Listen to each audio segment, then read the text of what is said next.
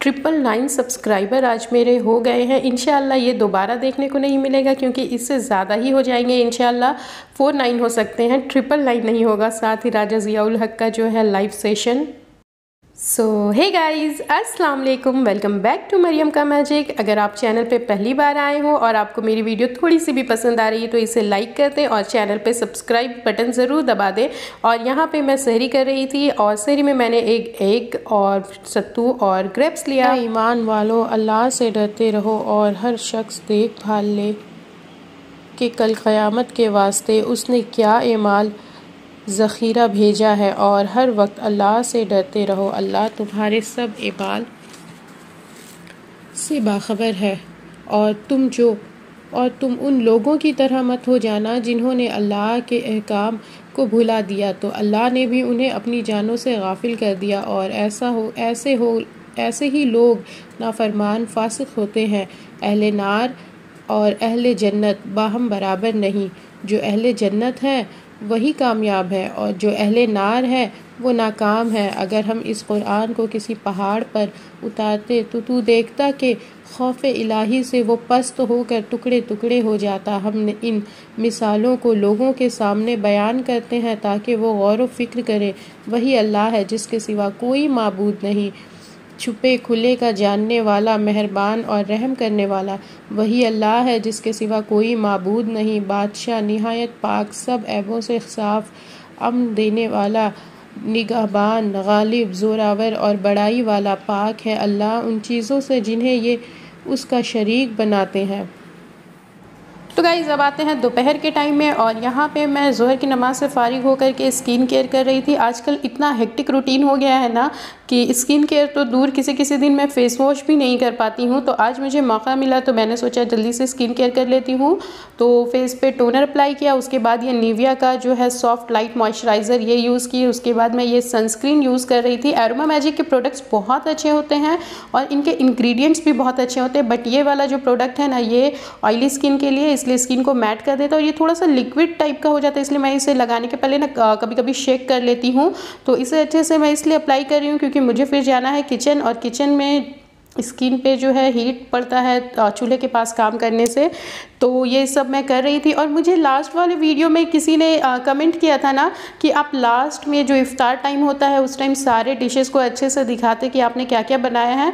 तो मैंने उन्हें सॉरी भी कहा था क्योंकि लास्ट का मोमेंट जो है रोज़ा खोलने के टाइम इतना ज़्यादा बिज़ी हो जाता है ना, फिर दुआ भी पढ़नी होती है, तो इसलिए मैं उतना नहीं शूट कर पाती हूँ। और अल्हम्दुलिल्लाह आज जो है मेरे 1000 सब्सक्राइबर हो गए हैं। I know it's not a big deal क्योंकि मेरे जो वॉचिंग आवर्स है वो अभी कंप्लीट नहीं हुए हैं, लेकिन फिर भी मैंने अल्लाह का शुक्र किया, सजदाए शुक्र किया, क्योंकि अल्लाह ताला कहते हैं ना कि तुम जितना शुक्र अदा करोगे मैं उतना ज़्यादा तुम्हें नवाजूँगा।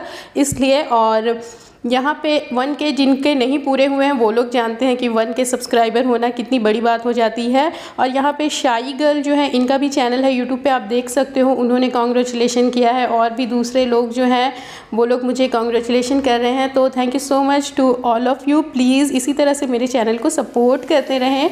और अब मैं करती हूँ अपने सारे काम जो इफ़्तार प्रिपरेशन वाले हैं। तो यहाँ पे पकौड़े जो है एज़ यूजुअल उन्हें मैं फ्राई कर रही थी। आज हमने बहुत ज़्यादा कुछ तो नहीं बनाया था, लेकिन हम पकौड़े बना रहे हैं और दही बड़े बना रहे हैं। और दही बड़े भी हम लोग जो है 2 तरह के बना रहे हैं, थोड़े अलग अलग से।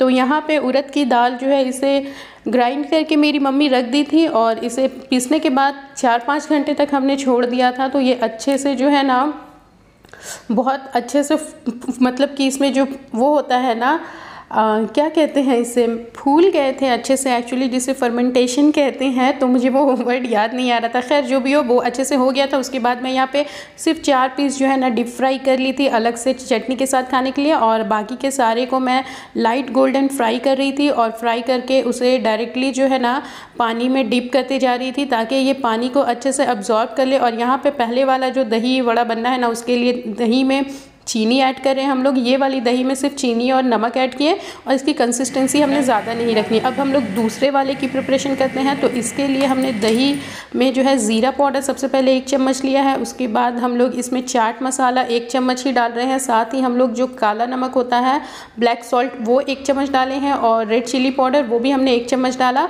और एक एक करके अब जो ये पानी में फूल गए हैं वड़े इनको अच्छे से स्क्वीज़ कर रहे हैं। बहुत ज़्यादा स्क्वीज़ नहीं करना है, लाइट हैंड से स्क्वीज़ करना है। और उसके बाद वापस से इसे हम लोग दही में, वापस से नहीं एक्चुअली फर्स्ट टाइम ही इसे दही में डालें। और इसके बाद यहाँ पे हम लोग तड़का लगाएंगे। तो तड़के के लिए हमने तेल को हीट किया, उसमें mustard seeds, red chilli dry और करी पत्ते डाले। और ये देखिए इतना प्यारा सा इसका लुक आ रहा है ना। और इसके बाद अब दूसरे वाले की हम लोग जो है सर्विंग प्लेट में प्रिपरेशन कर रहे हैं। तो यहाँ पे हमने वड़े को इसी तरह से रख दिया एज इट इज़। और इसमें जो दही डाल रहे हैं बस उसकी कंसिस्टेंसी हमने थोड़ी थिक रखी है। और ऊपर से आपको जो भी टेस्ट पसंद आता है, लाइक चाट मसाला या ब्लैक सॉल्ट या फिर ज़ीरा पाउडर, कुछ भी डाल सकते हो। तो हमने इसमें सब कुछ डाला है, चाट मसाला भी डाला है, ब्लैक सॉल्ट, ज़ीरा powder and red chilli powder, ये सारा कुछ हम लोग इसमें स्प्रिंकल कर रहे हैं। और वैसे तो इसमें ग्रीन चटनी भी पड़ती है, लेकिन हमारे पास ग्रीन चटनी नहीं थी तो हम लोग मार्केट वाला जो इमली की चटनी होती वो डाले हैं। और अल्हम्दुलिल्लाह यहाँ हमारा जो दस्तरखान है वो रेडी हो गया। मिलती हूँ आपसे अगली वीडियो में। अल्लाह हाफिज़।